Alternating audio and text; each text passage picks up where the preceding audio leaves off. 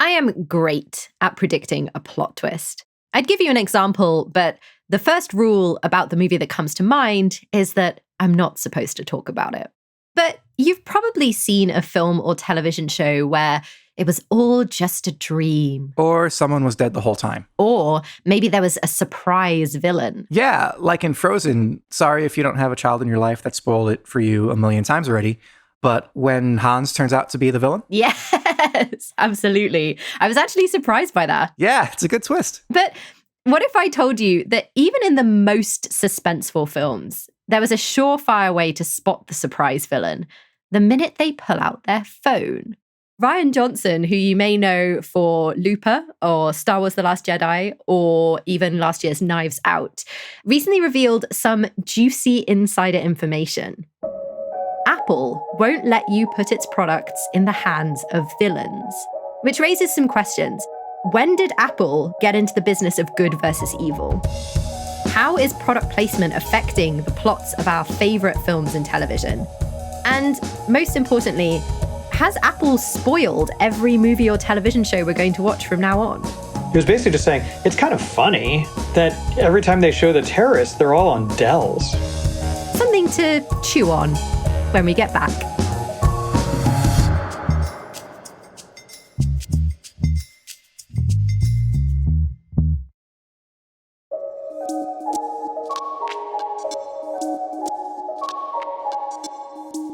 Welcome back to Wild Wild Tech. I'm Jordan Erica Weber. And I'm Joshua Rivera. And each week, we're bringing you to the intersection of pop culture and technology and sharing the fascinating stories that have impacted the world around us. This week, we're talking about a big reveal from American filmmaker Rian Johnson, who in February this year told Vanity Fair how one tech giant is influencing Hollywood. Apple, they let you use iPhones in movies, and this is very pivotal if you're ever watching a mystery movie, bad guys cannot have iPhones on camera. Do we need a spoiler warning? Yes. In this episode, we are going to spoil the movie Knives Out, but we will give you the chance to skip forward a few minutes if you want to avoid hearing it. If you haven't seen Knives Out and you want to go in with no prior knowledge, skip forward a couple of minutes. So, Josh, have you seen Knives Out? I have, yes. Okay, so you know that the villain of the story who gets his comeuppance at the end of the movie is Ransom, or Hugh Ransom Drysdale, played by Chris Evans. But what you might not have realized is that unlike other characters in the film, he does not use an iPhone. And apparently that's because Apple wouldn't allow it. And it looks like Apple has actually had this kind of sway on the stories that we tell for a really long time. So, like, how long? Because Apple's been popular for a little while, but they've been around since, the 70s? Well, I talked to someone who first noticed this relationship between good and Apple and evil and, anything but Apple almost 20 years ago. He calls it Mac theory. My name is Dean Brow, and I inadvertently invented a traitor detector through Mac theory watching 24 20 years ago. So Dean was obviously kind of into 24, but more importantly, he was a huge fan of Apple itself, covering its products for places like Macworld. And back then, in the very early 2000s, Apple looked a little different than it does now. I want to say we might have been on touch wheel iPods, but maybe not even touch yet. It may have still been click wheel iPods. So it was a really specific era of Apple, too, where they were beginning to turn a corner and about to, jet off from that corner with the iPhone. But they weren't there yet.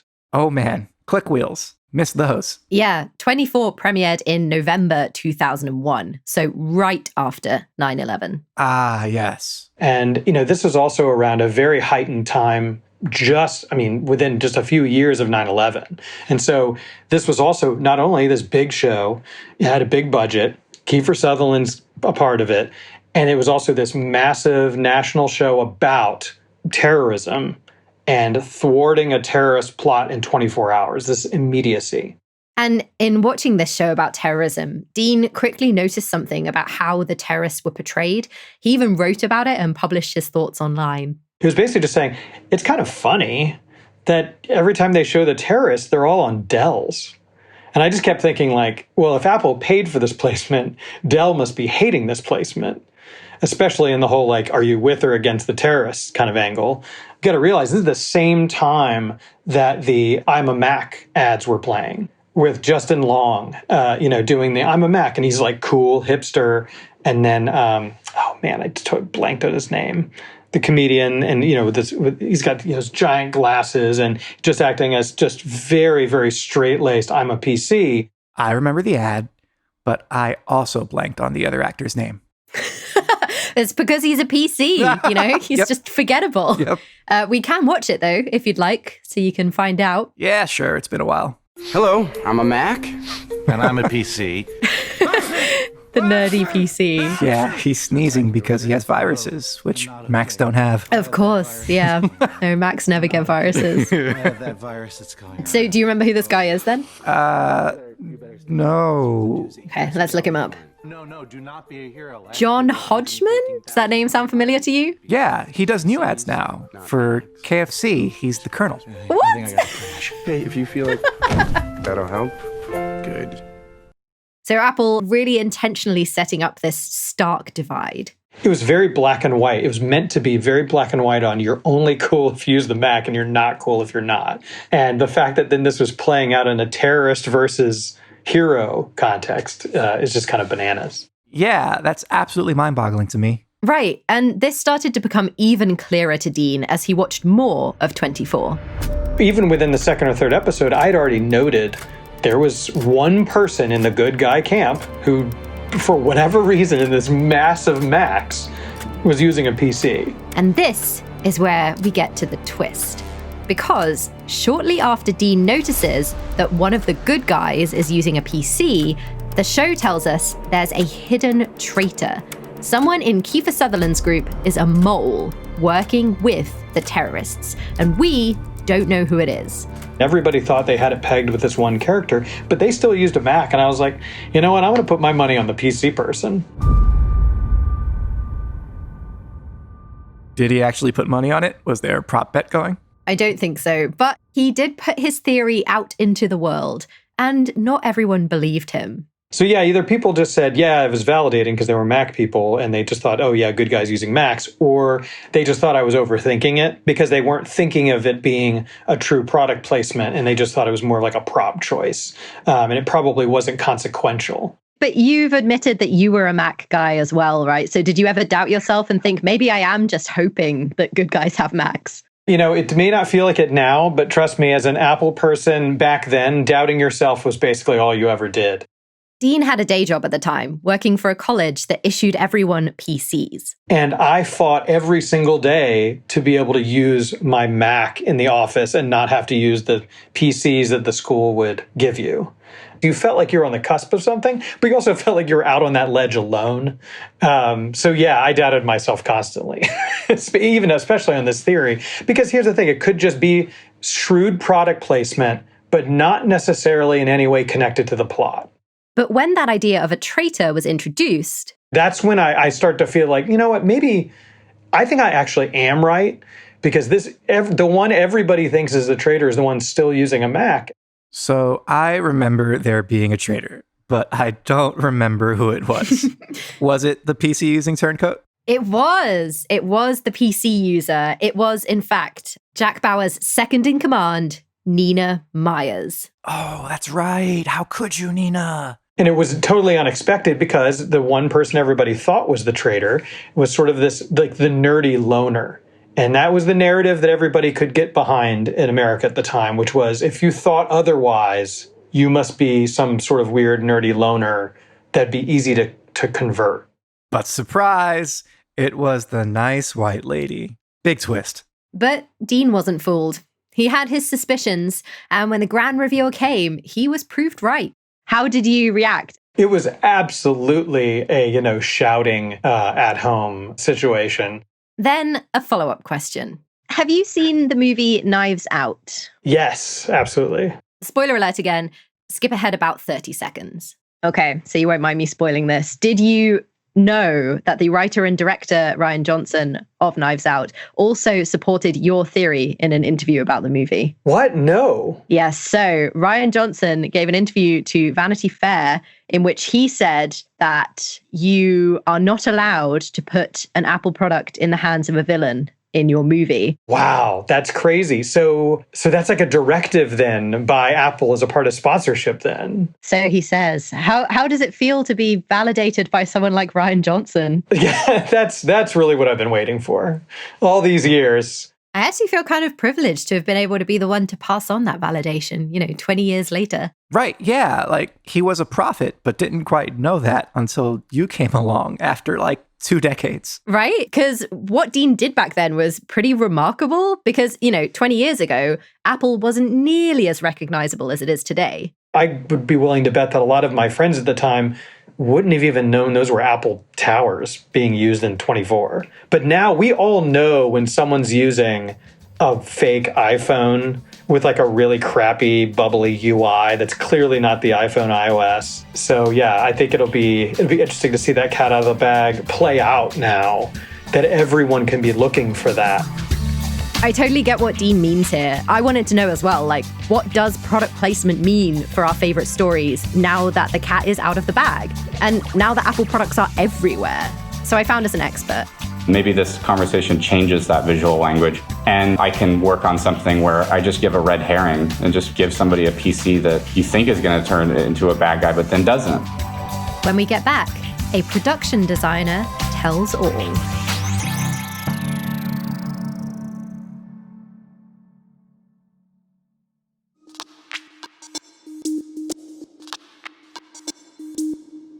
So we've learned that Apple cares a lot about product placement. And as Dean discovered, this goes back decades. In fact, there was even some Apple product placement in the 1996 film Mission Impossible. Oh man, you're going to have to refresh my memory there. It's been a while since I've seen that. Yeah, Apple was actually doing pretty badly at the time. And they signed this deal with Paramount Pictures that included putting the PowerBook 5300C in the movie. But apparently Apple didn't get as much say as they might have liked, and the movie Mac was shown using a command line interface instead of Mac OS. Here, I'll show you the scene. Message waiting. Look at that old PowerBook. It's so chunky. Chunky but portable, I guess, if you've got big muscles like he has. The message is for Job. Yeah, there's this very elaborate email animation that I don't think is real.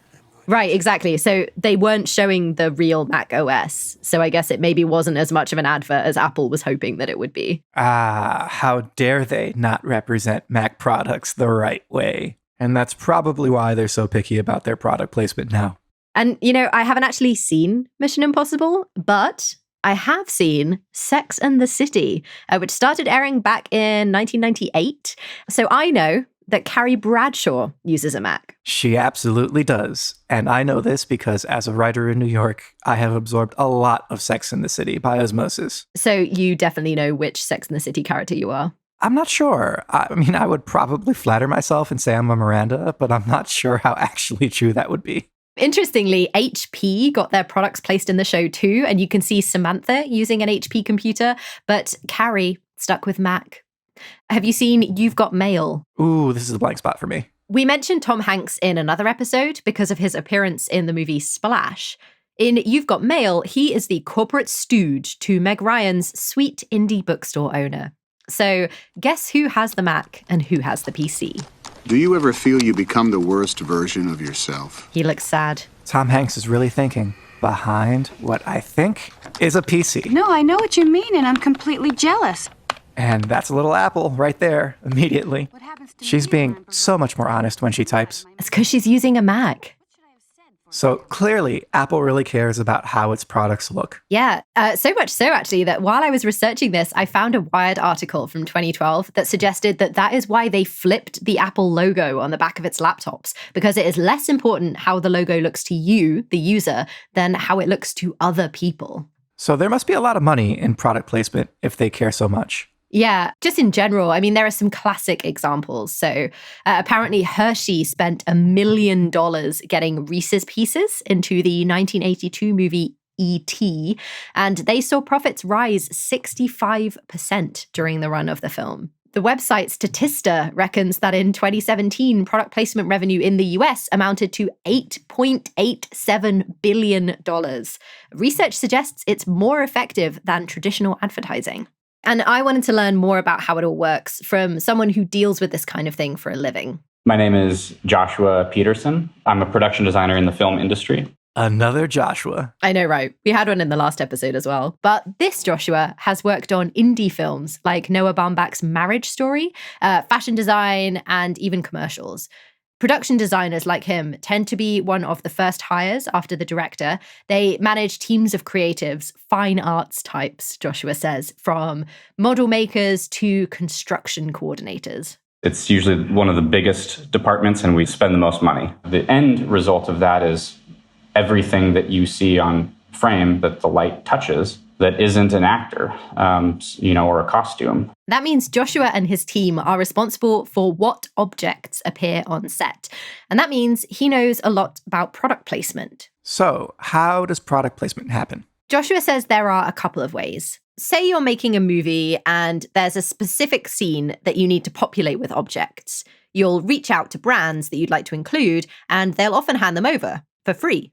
A lot of these companies are very generous with that anyway. You'll have a party scene where you have alcohol products, and you'll get in touch with a distributor. And I've had them send pallets of things when all I've requested is like, hey, can you send a couple bottles of something? And they'll send like a truckload of stuff, and that's great for the wrap party. Is it ever tempting to request your favorite brand of something for inclusion in the movie because you know you'll get freebies? Oh, absolutely. And I don't want to tarnish my reputation and say that and have anybody listening that's like, maybe we won't send stuff to him anymore. But I've had projects just in development that we're just like, hey, we're thinking about maybe having Red Bull in this movie later, and they send us a pallet of things and the movie never gets made. And so then you just have an infinite supply of an energy drink or something. That's definitely happened before. Can anybody even drink that much Red Bull? That's not healthy. It's probably not good for you, no.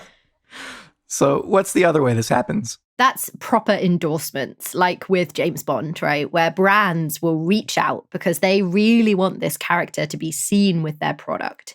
In those cases, the brands can make it very lucrative for the film. BMW will spare no expense. They'll, if they want their car in the film, they'll make sure that happens. Apparently, BMW spent $3 million placing its Z3 model into GoldenEye from 1995 and saw a $240 million increase in sales. I guess it works because BMWs are not cheap. Yeah, even Joshua feels the pull. If I'm watching Mad Men, and even though there's a huge element of that TV show about smoking cessation, I still watch that show. I'm not a smoker, but I'll watch that show. I'm like, man, that looks cool. And I think the more that we're bombarded with these things, the more they're on the top of our mind. But the brands always hold the power.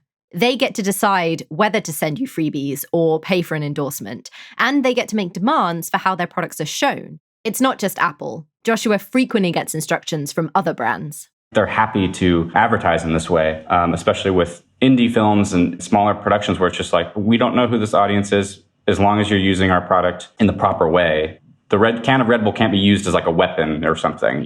Is that likely? I mean, probably not. But imagine you're shooting a party scene with alcohol. Budweiser might love to be your beer of choice, but they wouldn't want you showing a character acting drunk and disorderly while holding one of their cans. Yeah, I get it, because I don't want to be the beer that people drink when they're out of control. However, Apple's guidelines definitely do go further than most brands. And Joshua's actually seen them. Really? Yeah, he had the proof in writing. I looked at it again before this just to make sure that I'm not getting myself in any trouble here. But the first guideline is that the user is a good guy. It says that just very specifically. Yeah, so it really is that explicit then. Yeah, absolutely. And that's not all it says. The second line item is that it can be an anti-hero pending the company's review of the script, of the material. Wait. Did he say anti-hero? That's wild. Okay, so they're that involved then, that they literally have someone determining the morality of an anti-hero. I'm curious about this. How do they decide what makes an anti-hero too problematic? Someone at Apple has to say, this character is too anti, or this character is just enough hero. Right. This adds a whole other layer to Mac theory. Like, would Apple have allowed Scarface to use an iPhone? Or, Don Draper, if they had cell phones back then? I'm curious, when they review a script, what qualities they're looking for to decide whether the antihero gets to hold their phone. Because antiheroes are decidedly neither good nor bad. They're just characters who lack heroic attributes who are also the protagonist. So Rian Johnson was right. iPhones won't be in the hands of a villain, but they could end up in the hands of someone who isn't necessarily good. Which made me wonder, does Joshua Peterson think Rian Johnson spilling the beans on these guidelines has spoiled storytelling? Not at all. I think that he has only revealed something that would have been revealed anyway. He argues that, sure, Apple products might now reveal plot points, but good stories are full of elements that reveal plot points. There are always clues, always visual cues or verbal cues or audio cues that give us hints, big hints. The score is a really good example of that. Scores tell us everything before it happens. The score for the first of the newest trilogy of Star Wars. Yeah, spoiler alert. Skip forward 15 seconds. The score for that film tells us who Rey's parents are in the first one. Oh, wow. I did not catch that at all. Here, Joshua, take a listen.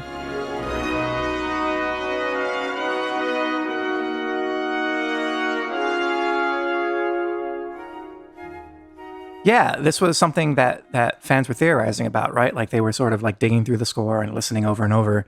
And they thought that, you could hear the Imperial March sort of in between in the score. And if you use your imagination, yeah, you can. Yeah, and I've got my personal issues with this plot point that we will save for another podcast. But basically, some people argue that the touch of the Imperial March that you can hear there hints at Rey being a descendant of Emperor Palpatine. I would love to join you for that podcast because I, too, have opinions about that movie. But going back to Joshua, he doesn't see this as a problem because that's his job on a film set, to contribute to the plot in all kinds of subtle, sneaky ways. And for filmmakers at large, technology has always been a tricky part of storytelling. Technology and film are always working hand in hand in that way because we always have new things coming out that complicate how scripts have worked in the past. If you want to write Halloween, you can't do that. You can't write horror genre films anymore the same way that you used to because all the kids have cell phones and all the kids aren't allowed to go outside. And it's like our society changes and we have to then reflect, how does the masked murderer come find these kids if they all have cell phones, and would they just take a picture of them, send it to the police? So I think that this challenge is sort of ongoing. And I don't think that Rian Johnson has ruined anything at all. In fact, Macintosh theory, or Macintosh law, I guess now, might have even inspired him. For the future, I think that it has invited a new challenge in whodunits. If you feel like this has become, as a designer or a writer or director, that this has become now too obvious of a visual clue, then we have to find some new way of operating around that. And maybe this conversation changes that visual language. And I can work on something where I just give a red herring, and just give somebody a PC that you think is going to turn into a bad guy, but then doesn't.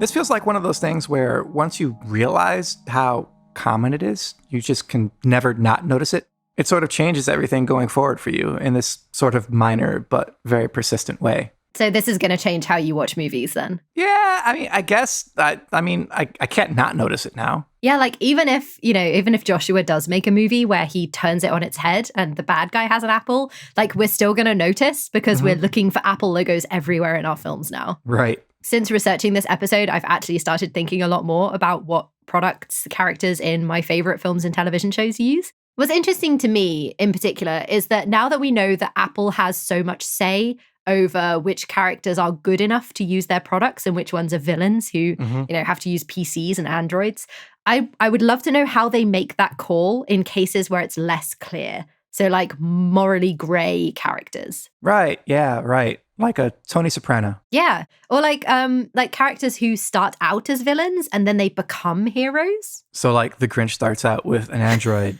and then his heart grows and he buys an iPhone.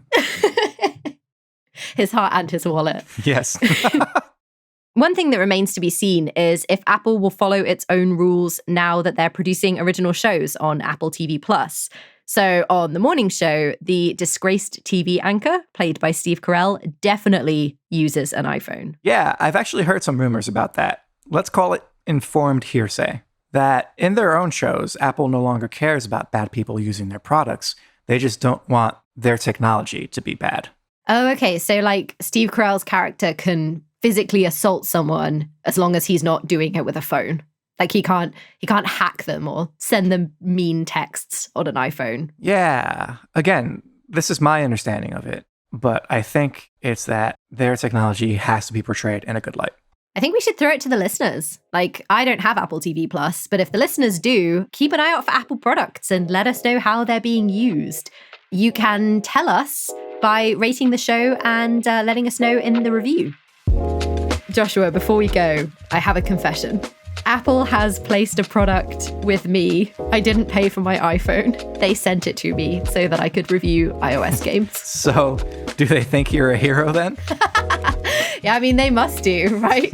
And what phone do you use? I use an iPhone, and I'm a little upset about how much money it cost me. I'm sorry. But at least we know that we're all heroes here on Wild Wild Tech. Next week on Wild Wild Tech, how did a cute, relaxing game like Animal Crossing become overrun by capitalist greed? Wild Wild Tech is a Studio 71 original podcast and a Spoke Media production. It's hosted by myself, Jordan Erica Weber, and Joshua Rivera. You can find us at jordanweber.com and on Twitter at jmrivera02. Our producers are Cody Hoffmuckel and Danielle Kastner, with help from Reyes Mendoza and Caroline Hamilton. This episode was mixed by Will Short. Our executive producers are Stephen Pearlstein and Andrew Seeley for Studio 71, and Aaliyah Tavakolian and Keith Reynolds for Spoke Media. If you want to follow us on social media, we're at Wild Wild Tech Pod. Thanks for listening.